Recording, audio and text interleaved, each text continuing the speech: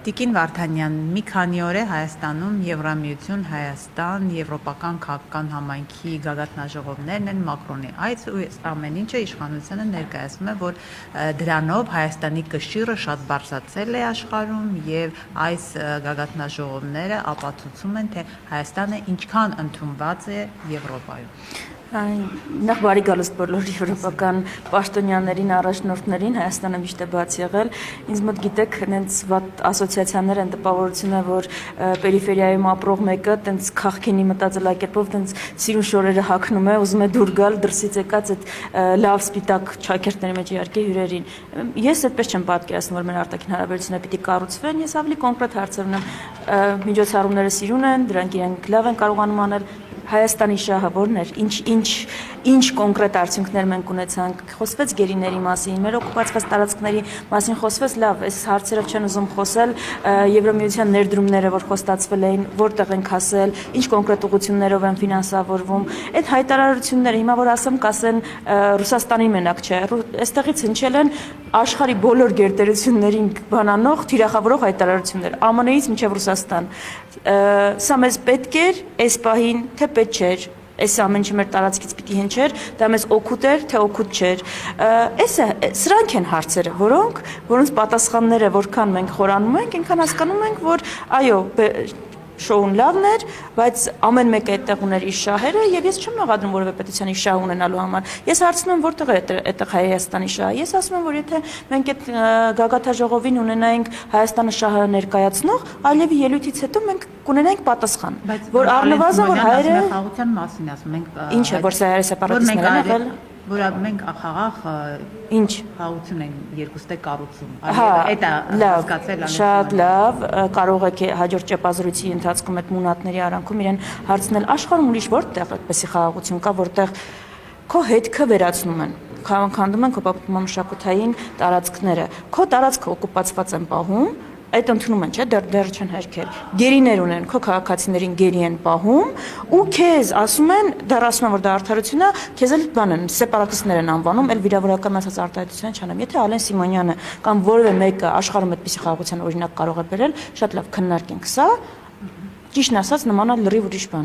լրիվ ուրիշ բանի է նման ու խաղաղության ճիշտ հակառակին կամ առնվազն գերեզմանային խաղաղության։ Այս է խնդիրը, որևէ մեկին պետք չի մեղադրել, որ իրենք ունեն իրենց պետական շահ, ազգային շահ, արել են դրան համապատասխան երևի հայտարարություններ, ես այդտեղ ուղղակի հայկական շահ չեմ տեսել, իմ խնդիրը դա է եղել։ Գերիների վերադարձի մասով սպասումներ չունեք, որովհետև Մակրոնը խոստացավ, որ այդ հարցով Ալիևի հետ կխոսի։ Կուզեի, որ բացի Մակրոնից մնացած բոլորն էլ խոսեն, ինչքան խոսեն, այնքան լավ։ Ես կարծում եմ, որ այդ հարցը պիտի մենք արդեն չքննարկենք, մանավանդ երբ հայտարարում ենք, որ խաղաղություն է եղել։ Ես չեմ հասկանում ինչն էր խանգարում ի վերջո օգոստոսի 8-ին, երբ նախաստորագրվում այդ թուղթը ամենավերջին տարբերակ օգոստոսի 8-ին, այդ նախաստորագրումը նաև կապել բոլոր գերիների վերադարձի հետ։ Ես չեմ հասկանում ուղղակի։ Եթե դա պետք էր, եթե բոլորը ուզում էին ցույց տալ իրենց բարի նպատակները, իրենց խաղաղասիրությունը, դա պետք էր նաև ԱՄՆ նախագահին։ Լավ, ի՞նչն է խանգարում։ Կարող է խանգարում էր, որ դա Հայաստանի կողմից առաջ չտարվել այդ հարցը։ Երանի բոլոր գերիները օր առաջ վերադառնան ու Երանի դա նախընտրական հերթական խաղաքարտ չդառնա։ Ասում են 19 գերի մնացին, նոր Ալեն Սիմոնյանն ասում էր մենք դրանց վերելու ուղղությամբ ամեն ինչ անում ենք եւ այդ գործընթացը միշտ իրենք ասում են լրություն է սիրում։ Մենք չենք խոսում, բայց գործ ենք անում։ Ռազմաքաղաքական ղեկավարությանը վերելու ուղղությամբ ամեն ինչ անում են, գերի համարում են ընդհանրապես պահանջում են իրենց վերադարձը։ Հա? Թե իրենց հայ չեն համարում։ Ռուբեն Վարդանյանին պահանջում են, մնացած բոլորին պահանջում են։ Լսել եք։ Թե հակառակ հայտարարություն եք լսել։ Իսկ չենք տեսել մենք դա։ Բարձ հարց եմ տալիս, պահանջում են այդ բոլորին պահանջում են, թե տարբերակել են ով է հայ, ով հայ չի։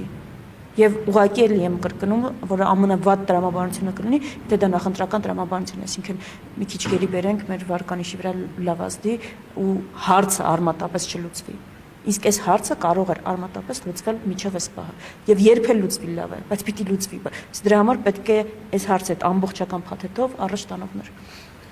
Տիկին Վարդանյանը, ընդհանրապես Հայաստանի հետ կապված այս մի քանի օրերին դրական ոչ մի բան չեղավ, թե գագաթնաժողովի ժամանակ համայնքի, թե Հայաստանի Եվրամիություն գագաթնաժողովի ժամանակ, թե Ֆրանսիայի հետ ռազմավարական համագործակցության հետ հռչակագրի ստորագրման հետ կապված։ Եղանակը լավ էր, ես այն խալին էլ շատ դեմ չէի, նորմալ էր, Մնացածը, գիտեք, այնքան բան են հայտարարել հռչակագրեր, աննախադեպ ներդրումներ միլիարդների, ոչ մեկի հետքը չենք տեսել։ Ես իրավունք ունեմ սկեպտիկ վերաբերել բոլոր հայտարարություններին, որոնց հետևանք մենք, այսինքն դրական արդյունքը այդպես էլ չենք տեսնում։ Գալիս են ինչ-որ հայտարարություններ են անում, դրական հետևանքը չենք տեսնում։ Ես վստահ եմ, որ այսինքն ես կարող եմ նաև ենթադրել, ու Մակրոնը կարող է հայերեն թվիթ էլ գրել, արել է դա էլ վատ գնահատելը դժվար է։ Ես ասում եմ ռեալ կոնկրետ ինչ ունենք, հասկանանք։ Հիմա Վենսի այցից հետո էլի դեռ բան է, քանի միլիարդի ներդրում է այդ հարցն մենք քննարկում, երբ է լինելու, որ ոլորտում է լինելու է թե չի լինելու, այդ ներդրումներ թե պարտքեր։ Հիմա ինչ կոնկրետություն, ինչ ունենք։ Կարծում եմ Փաշինյանի համար նախընտրական լավ միջոցառում էր։ Դա լավ են արել, պետական բյուջեով լավ են արել։ Ես կուզենամ բոլոր այն կազմակերպությունները եւ մնացածները, ովքեր օրինակ ջերով երթի մասին, մեզնից ֆինանսավորման թափանցիկություն հաշվետվություն են պահանջում, ես բոլոր միջոցառումների մասին նույնպես ԿՊ-ի հիմնադրամից այդպիսի պարզաբանումներ պահանջեն, այ որ մասն է սրա նախընտրական եղել, որ մասը նախընտրական չի եղել, որն է նախակարողչական եղել, որը չի եղել։ Հուսամ այդ տարբերակված մոտեցումը չի լինի։ Տիկին Վարդանյան, կոնկրետ քայլեր եք ասում, օրինակ Մակրոնը ասում է, որ 8 տարի առաջ ոչ մեկ չէին պատկերացնում Հայաստանում այս լիդերներից, որ կգան։ Որտեւ Հայաստանը ասում են Ռուսաստանի արբանյակ էր դիտարկում։ Դա վիրավորանք է հայ ժողովրդին։ Հայաստանի անկախության տարիները թեկուզ մեկը, թեկուզ երկուսը արբանյակի տարիներ անվանել։ Դա մտածողություն է, որը մեր ժողովուրդը չի ունեցել։ Ես ցավում եմ, որ Ֆրանսիայի նախագահը այդպիսի հայտարարություններ անում, եւ երկրորդը, ճիշտ ասած, գիտեք, ընդդիմադիր Քրիստինե Վարդանյանը չի, որ պիտի հերքի կամ հաստատի Մակրոնին, իր բոլոր նախորդները պետական ամենաբարձր այսերով եղել են Հայաստանի Հանրապետությունում։ Հիմա եղել են թե չեն եղել, Ժակ Շիրակը եղել է թե չի եղել, Նիկոլա Սարկոզին ծնկած էինք մենք նախորդ այդ տարիներին։ Լսեք, եթե իրենք ծնկած են եղել, կներեք, էլի, թող չպրոյեկտեն, իրենց արշինով թող չչափեն։ Մենք ծնկած չենք եղել։ Եթե ես հասկանում եմ, գուցե իրենք, այո, մինչև իշխանության գալուց հետո էլ կարող է փոխվել են ում առաջ են ծնկած, կարող է այդպես է եղել։ Դա մեր պետության հետ ինչ կապ ունի։ Դա մեր պետության հետ ինչ կապ ունի։ Հայաստանի Հանրապետությունը 18-ից առաջ էր շահերը պաշտպանում տարածքային ամբողջականությունից մինչև իր քաղաքացիների շահերը, թե 18-ից հետո է դա պաշտպանում։ Մենք գերիներ երբ ենք ունեցել, լավ ավելի པարզ օրինակ կարող ենք ասել, օկուպացված տարածքներ երբ ենք ունեցել։ Մնացած ամեն ինչ, այսինքն էլ մնացած դետալներն էլ չասեմ, հայկական Արցախ, պատմամշակութային ժառանգությունը լավ, այս տարական բան է։ Ոնց կարելի է ինքնիշխանության մասին խոսել օկուպացված տարածքներով։ Ավելի ինքնիշխան ենք դարձել։ Դե եկեք բան անենք, Հայաստանի Հանրապետությունը լուծարենք, այդպես ընդհանրապես ոչ մեկից կախված չենք լինի։ Աշխարհում ոչ մեկից կախված չենք լինի, ամենաանկախ վիճակում կլինենք։ Մենք այդ տեսակետին համաձայն ենք։ Հիմա դուք կարծում եք այս աջակցությունը, որը ուղիղ նաև Փաշինյանին ներկայացվեց, սա ազդեցություն կունենա ընտրությունների արդյունքի վրա։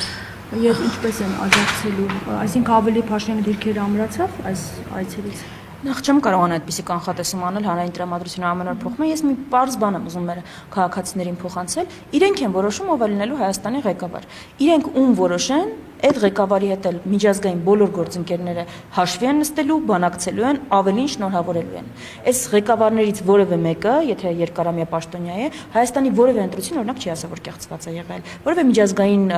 առաքելություն այդպիսի հայտարարություն չի արել։ Միշտ հաշվի են նստում այն իրավիճակի հետ, որը ստեղծվում է երկրի ներսում։ Այսինքն, թող ձեզ ուղղակի չփոխանցեն, որ արդեն ամեն ինչ որոշված է, մեծ խաղացողները նստել են, որոշել են, ով պիտի լինի Հայաստանի ղեկավար, որ ձեր ձայնը այդտեղ եւ նշանակություն չունի։ Այդպես չի։ Ինչպես դուք գնաք քվեարկեք, այնպես է լինելու է եւ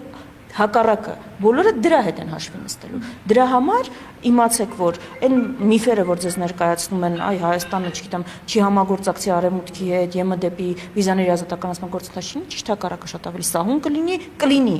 հայտարարություններից բացի ռեալ գործընթաց կլինի։ Եվ Հայաստանը բնականաբար շարունակելու է մնալ բաց համագործակցության համար տարբեր գործընկերների հետ։ Ում դուք որոշեք ղեկավար, դա լինելու է եւ շատ ավելի լավ շարունակելու է այսինքն վարելու է կառուցողական կոմպլեմենտար քաղաքականության գիծ։ Վարդանյան, Դաշնակցությունը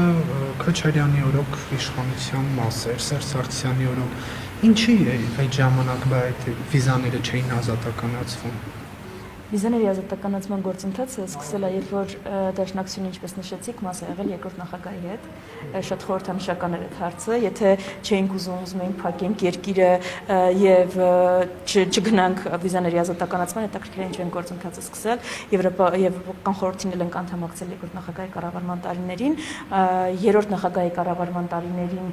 գործընկերներ այո եղել ենք կոալիցիոն շատ ավելի կարճ ժամանակ 3 տարի ընդհանուր առմամբ հանրագումարում եւ այդ ընթացքում այդ ուղղությամբ ՍԵՊ-ն կնքվել է 2017-ի երրորդ նախագահի կառավարման ժամանակ եւ դա ամենահամակարգային փաստաթղթն է, որ մենք հիմա ունենք Եվրոպայի հետ եւ ինչպես տեսնում եք ավելի կոնկրետ են եղել ջանքերը, հայտարարություններից բացի կոնկրետ քայլեր են եղել։ Հիմա եթե դուք ինձ հայտարարություններից բացի ավելի կոնկրետ քայլեր ցույց կտաք, ես շատ ուրախ կլինեմ, որտեղ մեր քաղաքացիներով վիզաների են դիմում, կոնկրետ քայլեր կարող են ցույց տալ, բայց հակառակի մասին վկայող, որ ավելի դժվարացել է գործընթացը, ավելի երկար են սպասում, դեսպանատներ կան, որ փակվել են, միջնորդական։ Եմեն կներեք կոնկրետ ասում է, որ հիմա Հայաստանը միակ պետությունն է, որ առարկայական եւ բարձր մակարդակով քննարկում են վիզաների ազատականացումը։ Շատ լավ է, այդ քննարկումները միայն արդյունավետ բանակցողները կարող են արագացնել։ Շատ լավ է, եթե մենք միակ երկիրն ենք, այլև կրկնում արդյունավետ բանակցողները միայն կարող են այդ բանակցությունները արագացնել։ Ես այդտեղ հարց չեմ տեսնում։ Վերջը լավ, այս մարտիկ ինչ հաջողված պրոյեկտ ունեն, որը մենք պիտի տեսնենք, ասենք, այս սրա օրինակով հեսա վիզաները կազատականացվեն։ Ինչ են հայտարարել, որ արել են։ Ես աշխարհաքաղաքականից, անվտանգայինից անդին։ Ժողովուրդ ջան, ձեզ ինչ են խոսք տվել, որ պահել են։ Գործարանները, որ խոսք են տվել, կառուցել են։ Ձեզ էլ մեղադրում են, ասում են գնացեք կանգնել է Լինսի հիմնադրամի սարկած Դիլիջանի թունելի առաջ, ասում են, տեսեք Քոչարյանի օրոք ինչ թունել են առանց պարկի կառուցել։ Որն է այդտեղ սխալ։ Չէ, իշխանություններն ասում են, որ դա Լինսի հիմնադրամը։ Okay, եւ ով է բանակցել, որ կբերեն, այսինքն վատա որ համոզել ենք, ներդրում ենք, բերե պարտ չենք ավելացրել, ոչ պետական բյուջեի հաշվին թունել ենք սարքել։ Այդտեղ ես չհասկացա։ Շատ ուրախ եմ, որ դիտում են այդ ռիլերը, լավ կլինի նաեւ տարածեն։ Չհասկացա խնդիրը որն է։ Այսինքն այո, հիմնադրամ ենք համահայկականին նման ստեղծել, ներդրումներ ենք բերել, պետական բյուջեից դուրս մեգա նախագծեր ենք արել։ Ի՞նչն է վատ։ Հայաստանի Հանրապետության քաղաքացին չուզի, էլի կարող ենք անել։ Պիտի պարտք ավելացնենք պետական ամեն մեկի վրա պիտի նորածին երեխան, հիմա չծնված երեխան, մարդ որ պլանավորում է երեխա, արդեն այդ երեխան պարտք ունի, տենց պիտի անենք։ Որն է խնդիրը։ Այո, արել ենք։ Եվ երբ խոսում ենք Հայաստանի սփյուռք հարաբերությունների բարելավումից, նոր որակի բարձրացումից, այսպիսի նախագծերի մասին ենք խոսում, որ այո, մենք ունենք ռեսուրս, որը թույլ կտա մեզ առանց պետական սուղ միջոցները նախ դրանք պիտի արդյունավետ ծախսվեն, բայց այդ պետական սուղ միջոցները չծախսելով մեկ նախագծեր իրականացնենք Երևանում վիճակը տեսնում եք մեզ պետք են նոր հանգույցներ, ենթակառուցվածքներ, շրջանցիկ ճանապարհներ։ Մենք այդպիսի 8-ը պատրաստում ենք կառուցել, ունենք նախագծել ենք որտեղ որ ամեն օր դուք 2 ժամ խցանման մեջ չմտնեք։ Վատ կլինի որ վատ կլինի որ դա անենք օրինակ նաև Սփյուռքի ներուժով։ Պիտի պետական պարկ վերցնենք, պետական պարկ չենք նախագծում, նախատեսում վերցնել դրա համար։ Հաշվին դա չեք անելու, դրսի։ Չէ, ես այդպես չասացի։ Պիտի իհարկե հասկանալ որը որտեղ։ Չէ, չասացի,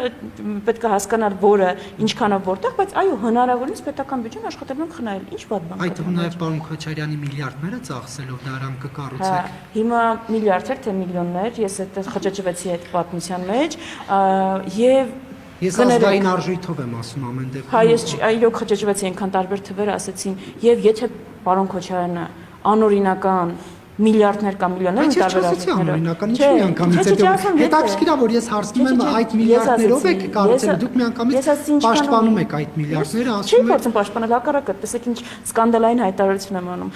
8-րդ տարին է դատախազը եկել այստեղ։ Կլինի վերջը պարզի ինչն է օրինական, ինչ անօրինական, ինչը ինքը իրավունքներ ունենալ, ինչն էլ չէ վերադարձնի պետությանը։ Եթե չեն կարող, եթե իրենք չեն կարողանում, ես ինչ մեղք ունեմ։ Վերադառնանք հարցին։ Պարոն Քոչարյանը անձնական միջոցներից ներդրումներ կանի Հայաստանը շրջանցնելու, ուժեղացնելու համար, թե ոչ։ Նախանձնական միջոցներից ներդրումը բոլորս արդեն անում ենք եւ ինչի մասին ենք հիմա խոսում, քննարկում ենք, որ օրինակ անձնական